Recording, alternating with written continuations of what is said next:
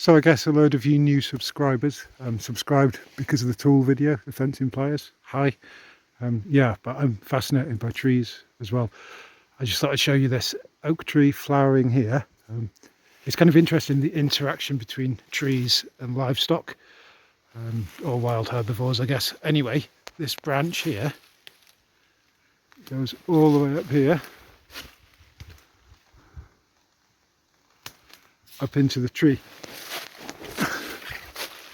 The cattle couldn't get it here because of these rocks, so it extended down through this gap, but the sheep used to be able to get on there, which is why there's no branches going higher up.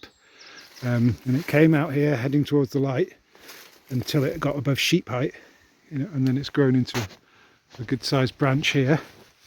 The stocking's been reduced in this patch of woodland, so there's now branches sprouting out higher up here.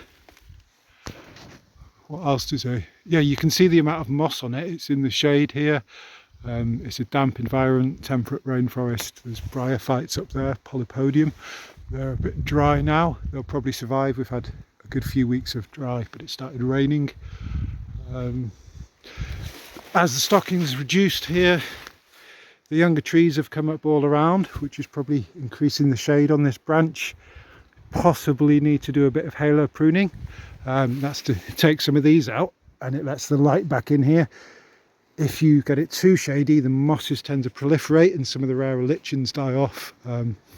Yeah, so it's kind of interesting the way you manage these old trees. Anyway, regardless, it's just a nice tree. Yeah, I climbed up here so you can have a look at it from above. You can see the branch snaking away down there.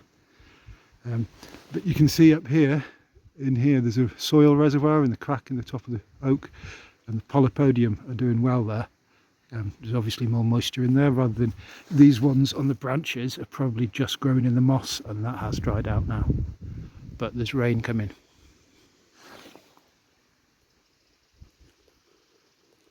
I'm in the woods again, pulling up roadies and hanging them in trees so they dry out and die. But I'll show you an interesting thing. So this is one that I did a good few years back now. I obviously didn't knock all of the soil off and the moss off the bottom of it, and it's actually made this birch tree form an air layer. Look at this. The birch tree's rooting up at this depth. Yeah, some pretty substantial roots as well. Anyway, I thought that was interesting.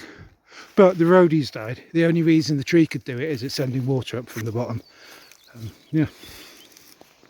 Here's an interesting patch of moss. So must be about 8 years back now. We cleared all the rhodie out of here, the rhododendron. They were 15-20 foot tall, all on these banks. Burnt them in a massive pile here. Yeah, and now 8 years later, this is still a mixture of heather and molinia, mostly molinia, you can see it. And then here, I guess it's because of the charcoal underneath, it's all this moss, which is giving a place for these birch to germinate. So maybe there'll be a patch of birch trees here one day. It's funny how it works out.